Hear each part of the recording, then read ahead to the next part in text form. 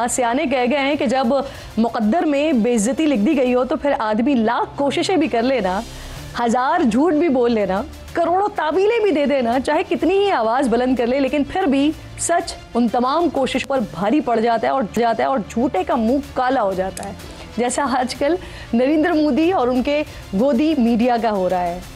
मोदी के सबसे बड़े loud speaker anchor Arnab Goswami अपने प्रोग्राम में अमरीकी प्रोफेसर को लेकर भारत की झूठी कामयाबी के दावे करने लगे तो अमरीकी दानिश्वर और प्रोफेसर क्रिस्टन फेयर ने अर्नब गोस्वामी की तमाम कोशिशों को राफेल तैयारों की तरह ये कहकर ज़मीन बोस कर दिया कि भारत पाकिस्तान को हर मुमकिन कोशिश के बावजूद ज़्यादा नहीं कर सका। साथ ही उन्होंने अर्नब गोस्वामी की बोलती ये कहकर भी बंद कर दी कि भारत और इसका मीडिया जंगजुआना रवैया रखता है। अर्नब गोस्वामी का सारा जिंगोइज्म 2 सेकंड में निकाल कर रख दिया गया। इसी तरह इंडियन हुकूमत के झूठ का भांडा भी बीच चौराहे फोड़ा गया। अमेरिका की सालिसी के किरदार का इनकार करने वाली भारतीय हुकूमत का झूठ पहले खुद अमेरिकी सदर ट्रंप के 8 मरतबा पाक भारत लड़ाई में सालिसी के किरदार के बयान से बेनकाब हुआ और अब खुद भारतीय वजीर खारजा जयशंकर को अपने मुल्क के झूठ से पीछे हटना पड़ा और ये इतराफ़ करना पड़ा कि अमेरिका सीज़ फायर करवाने के लिए भारतीय हुकूमत से बराह रास्त राब्ते में था। और सिर्फ यही नहीं है नाज़रीन, जब गैर मुल्की सहाफ़ी ने भारतीय वज़ीर ख़ारजा से पूछा कि आपने पहलगाम में 26 अफराद के कातिलों को पकड़ लिया है, क्या उनकी गिरफ्तारी के लिए ऑपरेशन जारी है, ये सवाल जयशंकर पर J-10C तैयारों की हमले की तरह लगा, जिसकी जद में आकर खारजा लाजवाब होकर बचने के लिए आए बाएं शाये करते रहे। तो नाज़रीन, पाकिस्तान को आलमी सिफारती सतह पर तनहा करने के ख्वाब देखने वाला भारत इस वक्त खुद सिफारती तन्हाई का शिकार हो चुका है और जगह जगह बेइज्जती मोदी का मुकद्दर बन चुकी है। भारतीय वज़ीर ख़ारजा जो इन दिनों यूरोप के दौरे पर हैं, जर्मनी में एक सहाफ़ी ने जयशंकर को भरी दुनिया के सामने ये सवाल करके परेशान कर दिया कि पाकिस्तान के ख़िलाफ़ जंग छेड़ने के मामले पर जर्मनी की तरफ से हिमायत न मिलने पर क्या भारत को मायूसी हुई है। इस सवाल के दौरान जयशंकर कभी पानी पी रहे थे, कभी दिल पर हाथ रख रहे थे। सुना आपने, भारतीय वज़ीर ख़ारजा फरमा रहे हैं कि अगर उनको सही याद है तो उनकी जर्मन हुकाम से 7 तारीख को बात हुई थी। इतनी अहम मामले पर सिर्फ 2 हफ्ते पुरानी बात किसी भी मुल्क का वज़ीर ख़ारजा भूल सकता है क्या, और वज़ाहत से बता भी नहीं सकता क्या। मेरा तो मोदी को मशवरा है कि कोई नया वज़ीर ख़ारजा रख लें आप, जो दुनिया में कम से कम आपकी जो रही सही थोड़ी बहुत इज्जत है वही बचा ले। लेकिन क्या करें जनाब, झूठ तो बहरहाल पकड़ा ही जाता है ना।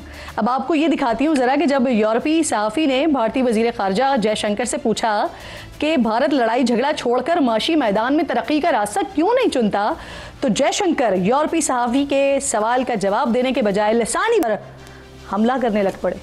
ये पहला मौका नहीं है कि भारत का झूठ खुद ब खुद कुदरत के निज़ाम के तहत पूरी दुनिया के सामने बेनकाब हो रहा है। हालिया कशीदगी के दौरान सिख बिरादरी को भड़काने के लिए भी मोदी और इसकी निकम्मी फ़ौज, नालायक फ़ौज ने पाकिस्तान पर इल्ज़ाम आयद किया था कि पाकिस्तान ने गोल्डन टेम्पल पर ड्रोन्स और मिसाइल्स के ज़रिए हमला किया है। यहाँ भी फिर मुक्की खाना पड़ी थी जब खुद सिख रहनुमाओं ने भारतीय हुकूमत और मोदी की निकटू फोर्सेस के झूठ का पर्दा चाक करते हुए ऐसे किसी भी हमले की तरदीद कर दी थी। और आज खुद मोदी को अपनी सियासत चमकाने और जंगी जुनून में सिखों की इबादत गाहों को ईंधन बनाने की कोशिशों के इल्ज़ाम का सामना करना पड़ा है। स्विट्ज़रलैंड की सिख तंजीम मार ने ननकाना साहब पर भारतीय ड्रोन हमलों के ख़िलाफ़ ICC में शिकायत दर्ज करते हुए भारतीय फ़ौज के हमले पर आलमी फ़ौजदारी अदालत से तहक़ीक़ात का मुतालबा किया। नाज़रीन, सिर्फ यही नहीं है, सिखों की तंजीम सिख फॉर जस्टिस के रहनुमा गुरपतवंत सिंह पन्नू, इन्होंने ऐलान किया है कि सिख कौम 1 से 6 जून तक भारतीय पंजाब में वाक़ एयरफोर्स के अड्डों की बिजली और पानी बंद करेंगे। इस वक्त भारत में सूरत हाल ये है कि बीजेपी के इंतहा पसंद गुंडे अपने मुल्क और वज़ीर आज़म मोदी की पाकिस्तान से हार और आलमी बेइज्जती का बदला मिठाइयों से ले रहे हैं और अपनी इंतहा पसंदी और नफ़रत का जो जहर है ना, वो मिठास में घोल रहे हैं। राजस्थान का शहर है जयपुर, यहाँ पर मैसूर पाक और मोती पाक के नाम से मशहूर लड्डू हैं।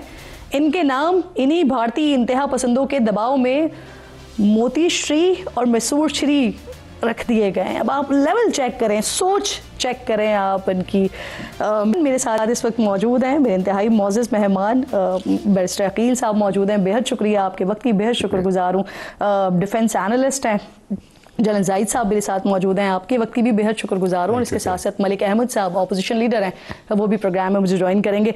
आप तीनों मेहमानों की बेहद शुक्रगुजार हूँ। जो कुछ चल रहा है हम तो इसे अल्हम्दुलिल्लाह पहले अल्लाह ताला ने फ़तह नसीब की, उसे बड़ी आजिज़ी के साथ सेलिब्रेट कर रहे हैं, और जो कुछ वहाँ पर हो रहा है उसे भी हम बड़ा इंजॉय कर रहे हैं। लेकिन सर अब सवाल यहाँ पर यह है कि भारत की तरफ से वो वफूद जो हैं जिन्होंने जाना था दुनिया में और जाकर अपना झूठ सेल करना था, वो पहुँचना शुरू हो गया है।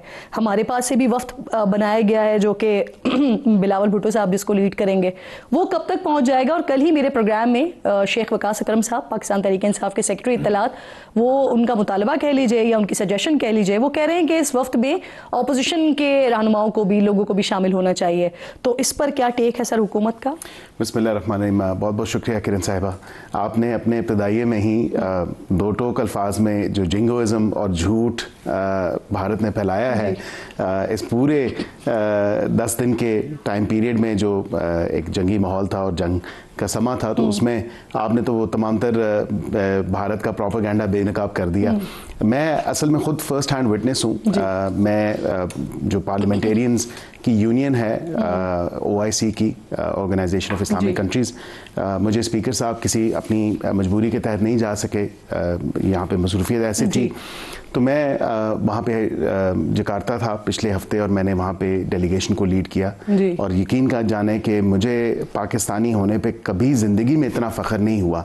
और 10 मई के बाद हवा के अंदर एक कहते हैं कि there something in the air, और यकीन जाने कि जितने ममालिक वहाँ पे मौजूद थे, मैं अज़रबैजान, तुर्की, Saudi Arabia, Qatar, Oman, UAE, so much so African countries like Ivory Coast, Cameroon, ये तमाम तर ममालिक, और ईरान भी। और जब इंडोनेशिया के सदर हमें मिले हमारी डेलीगेशन से, और यकीन जाने के बिलमुशाफा जब मुलाकात हुई तो उन्होंने हमारा हैंड शेक किया, और यकीन जाने मलेशिया से लेके मतलब सारी गर्मजोशी बिल्कुल गर्मजोशी फील की, वार्मथ फील की, वेलकम फील किया। और पाकिस्तान की जो इज्जत थी, जो स्टैचर, वो यहाँ से मतलब आसमानों से बातें कर रहा था। अल्हम्दुलिल्लाह, ये अल्लाह ताला का ख़ास करम है कि हमारी लीडरशिप दोनों जो पॉलिटिकल लीडरशिप है, उसके साथ साथ मिलिट्री लीडरशिप, अल्लाह ताला ने खुसूसी करम किया है कि इस लीडरशिप की बदौलत, इनके बरवक्त फ़ैसलों की बदौलत जो है, अल्लाह ताला ने पाकिस्तान की वो इज़्ज़त जो है या वो वक़ार जिसमें इंतहा बुलंदियों का जो है इजाफा किया गया है, हम वाकई ह्यूमिलिटी के साथ अल्लाह ताला के शुक्रगुजार हैं। जो आपने बात की वफूद की, बिल्कुल मैंने सोशल मीडिया पे भी देखा, मेन स्ट्रीम मीडिया पे भी भारत ने अपने वफ्द भेजना शुरू कर दिए हैं। हमारा एक बड़ा स्ट्रांग और एक बड़ा वैल्यूबल जो वफ्द है, जो बहुत रेलेवेंट है इस तमाम तर मामले में। कल ही क्योंकि मेरी एक इशाइया था और उसमें मुलाकात भी हुई। सर एक इशाइया नहीं था, वो बड़ा पुरवकार इशाइया था, वो फख्र से बताया। बिल्कुल बिल्कुल, मैं उस पर बिल्कुल अब तो मीडिया पे भी आ गया, बड़ा पुरवकार इशाइया था। और वहाँ पे तमाम तर मिलिट्री पॉलिटिकल जो लीडरशिप है एंड इसको सेलिब्रेट हम कर रहे थे, तमाम तर मामले को। यहाँ पे मैं आपको किरण साहब ये ज़रूर बता सकता हूँ कि अभी ब्रीफिंग्स हो चुकी हैं फॉरेन ऑफिस में। मेरी ज़ाती राय, मैं हुकूमती राय की बात नहीं करता, मेरी ज़ाती राय है कि अपोजिशन के भी लोगों को, और उसमें खाली एक मखसूस जमात नहीं, उसके अलावा भी जमातें हैं, उनके एक बंदे को ज़रूर डालना चाहिए, क्योंकि अभी right now the time is to show a joint front. बिल्कुल ऐसा। और मेरी ज़ाती राय ये है, ये हुकूमती राय नहीं है। मैं दोबारा इसको रिट्रेट कर देता हूँ, लेकिन ये फ़ैसला वज़ीर आज़म पाकिस्तान का है। मैं उनसे भी गुजारिश करूँगा कि हमें बिल्कुल अपोजिशन के भी जो दोस्त हैं या दीगर जितनी जमातें हैं, उनमें से एक शख्स को ज़रूर डालना चाहिए। और अभी जो हम कैपिटल्स में भिजवा रहे हैं, जिसमें वाशिंगटन है, लंदन है, ब्रसल्स है, दीगर कैपिटल्स एक दो हैं, पेरिस है, इसके थोड़ा सी इसकी एक्सपेंशन भी करने की ज़रूरत है। जिस तरह अभी आपने शॉट चलाया कि जर्मनी में जाके जो है वो तमाम तर मामला उन्होंने वहाँ पे किया। और उसके अलावा वो ना सिर्फ जर्मनी बल्कि वो अफ्रीका और लैटिन अमेरिका में भी रीच आउट कर रहे हैं। तो हमें थोड़ा सा फोकस इसमें भी रखना पड़ेगा क्योंकि इसको एक्सपैंड किया जाए, क्योंकि जो जिंगोइज्म या झूठ का बाजार गर्म भारत ने किया हुआ है, अब तो दुनिया उसकी गवाही देना शुरू हो गई है।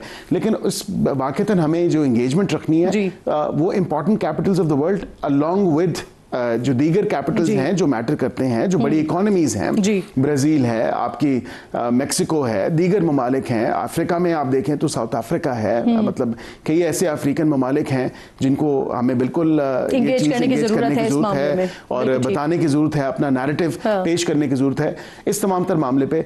वो डेलीगेशन, आपका सवाल जो मेनली था कि वो जा क्यों नहीं रहा या अभी तक गया क्यों नहीं, इन द कमिंग वीक वो डेलीगेशन बिल्कुल जाना शुरू हो जाएगा। 12 की डेट है उसकी कोई फाइनल? फैसल वावडा साहब कह रहे थे कि उनकी नॉलेज में है कि शायद 12 तारीख की कोई डेट है। अभी डेट फाइनल हो गई है? डेट अभी फाइनल नहीं है, फाइनल स्टेजेस में है।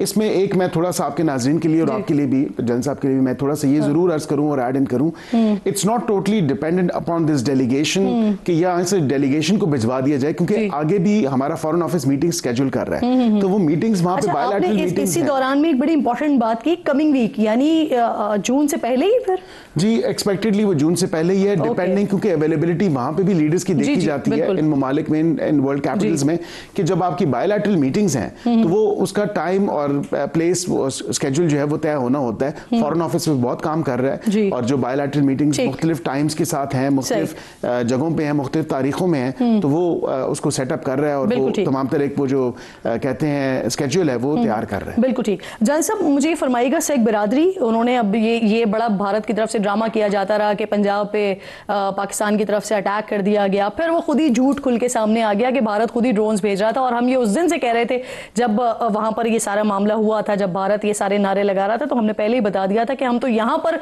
उनके जो मुकद्दस मकामात हैं उनकी हिफाजत करते हैं, तो हम वहां पर ये सब कैसे कर सकते हैं। अब जो सिख बिरादरी है वो जो इंटरनेशनल क्रिमिनल कोर्ट है उसको शिकायत लगाई है, तो सर इस सारे मामले में वो कुछ कर सकते हैं तहकीकात के हवाले से, और फिर पाकिस्तान क्या किरदार अदा कर सकता है? जी बिस्मिल्लाहिर्रहमानिर्रहीम, thank you very much Kiran for the invite, और बैरिस्टर साहब it's always a player being with him in on the show. देखिए आपके प्रोग्राम में हमने याद होगा आपको, हमने कहा था कि जिस मोदी ने खालिस्तान की बुनियाद रख दी है जी, जिस वक्त इन्होंने 5 मिसाइल फायर की थी, ये 21वीं सदी है। आप पूरी दुनिया को, पूरे हिंदुस्तान को आप थोड़ी देर के लिए तो बेवकूफ़ बना सकते हैं, ज़्यादातर के लिए देर के लिए बेवकूफ़ नहीं बना सकते, and it's visible what is happening. देखिए हिंदुत्व की एप्लीकेशन का मकसद क्या है? विद इन भारत वो किसी भी माइनॉरिटी को नहीं देखना चाहते। वो कहते हैं इंडिया जो है वो इंडियंस का है, तो वो एक्सक्लूसिविटी जिस पे पाकिस्तान बना था, जिन चीजों पर कि हम कहते थे हमारा रहन सहन आपसे अलग था, 2 नेशन थ्योरी, तो यही तो कायदे आजम का विजन था कि हम नहीं रह सकते, एंड ही न्यू इट। और अभी भारतीय 23 करोड़ मुसलमानों से पूछ लीजिए कि वो वहाँ पे उनके खिलाफ कभी वक्फ बिल आ रहा है, कभी उनको स्टेटस किया जा रहा है, Kashmir you can understand, Rohingya के साथ अभी जो इस वक्त जुल्म हो रहा है, बांग्लादेश के साथ जिस तरीके से, लेकिन वो वैसे जैसे लोग भी बैठे हुए वहाँ पे। जी हाँ, तो विद इन भारत वो किसी माइनॉरिटी को बर्दाश्त कर ही नहीं सकती ये सोच।